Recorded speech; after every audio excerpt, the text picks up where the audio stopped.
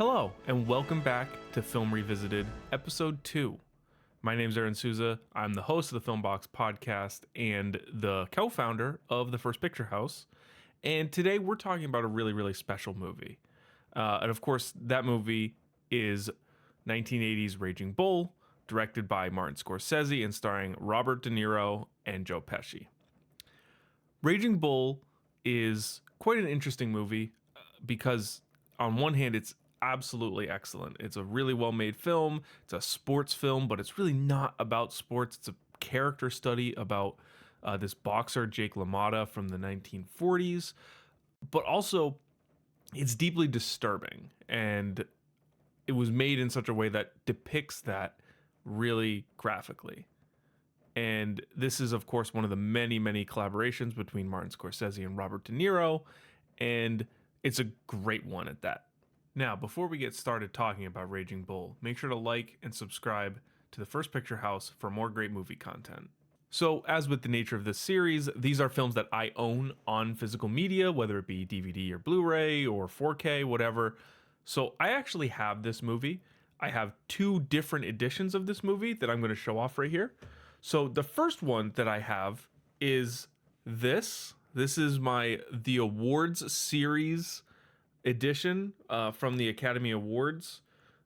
This is a set with Raging Bull, The Last King of Scotland, and Rain Man in it. Pretty cool. It's on DVD, but that's okay. And it's officially licensed Academy Awards memorabilia, which is really cool. I found this at a thrift store for like $8, which, you can't beat it, especially when it comes out of the Academy and also has these three movies on it. So that's really cool. But the one I really want to show off, and the one that I used to watch this movie, is this. This is a special edition Martin Scorsese film collection from MGM for Raging Bull. It's a 2-disc copy of the film. And inside, first off, you have the boxer. You have Robert De Niro as Jake LaMotta on the front. You've got a close-up of him on the back. When you open it up, you've got, again, De Niro on the front, and on the back you've got Pesci and De Niro, which is really cool, and kind of that like embossed Raging Bull.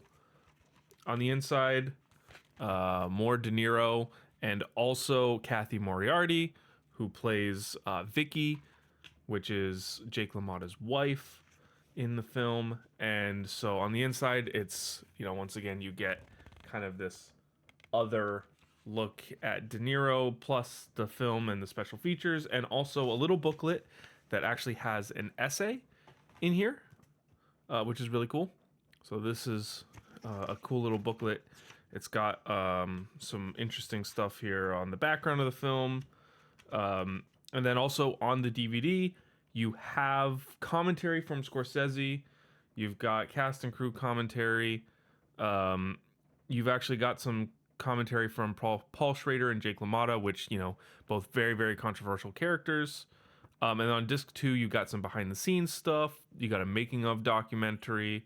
You have a shot by shot comparison of De Niro fighting and the actual footage from Jake LaMotta, as well as a newsreel footage of an actual LaMotta fight. So it's really, really cool. There's some awesome stuff in here. This I also found at a thrift store. I was able to pick it up for $2, which is like a steal for this. So I'm super happy to have both editions of the film here in my collection. So let's talk about Raging Bull, because this was, like I said, a very controversial movie. The story follows Jake LaMotta during kind of his heyday and his rise to fame as a middleweight boxer in the 1940s. He is a very violent character, both on and off the court, or in and out of the ring, as you were. And he really gets played quite successfully by Robert De Niro. This is one of the best De Niro performances I think you could ever have out there.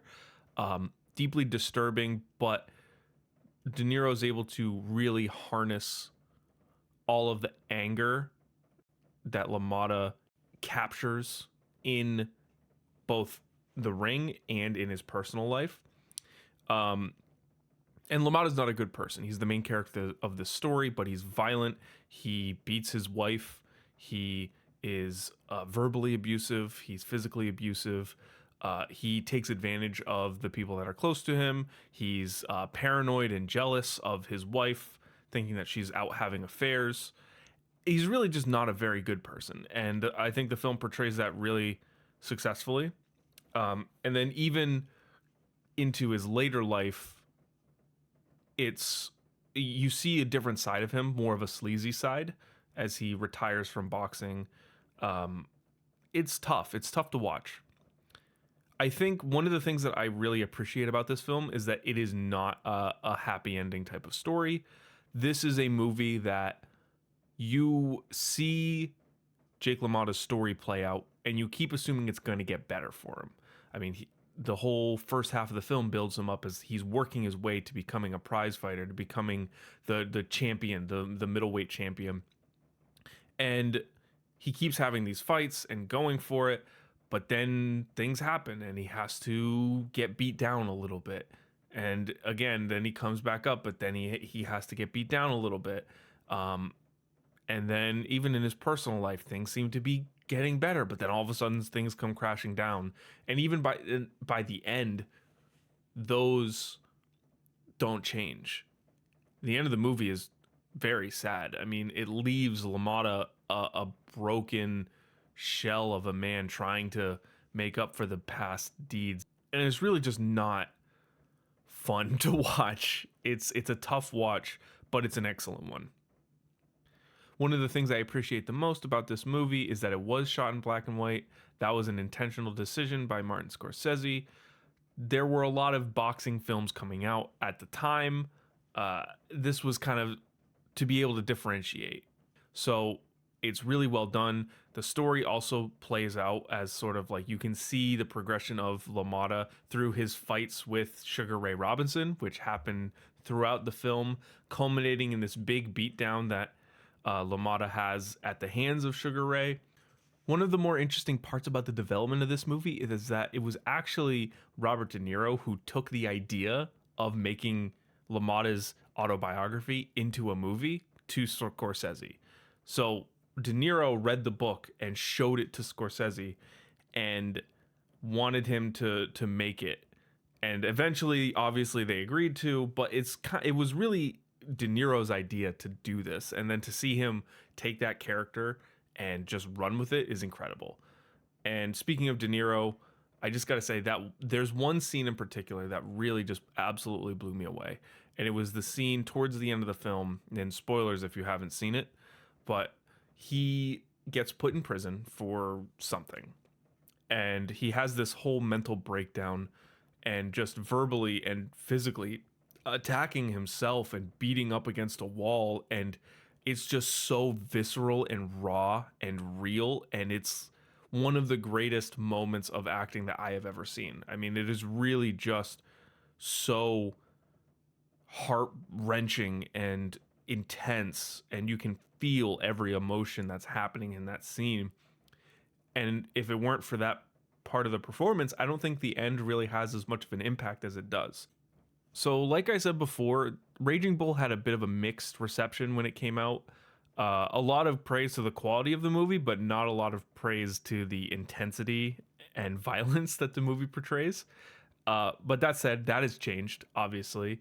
This is considered a masterpiece, and on Rotten Tomatoes now, it has a 92% for the critic score and a 93% for the audience score. So, one of the most well-liked films out there. It's really excellently done. It holds a 9 out of 10 on IMDb, which is incredible. And it's just one of the better films that came out of that era. So with that said, my score for Raging Bull, I think I can't do anything else but give it a 5 out of 5. This is an excellently well done film.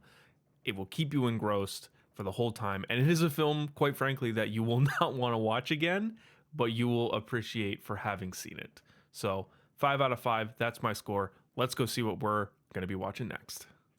All right, so we're here at the physical media wheel. Let's see what we're going to be watching next.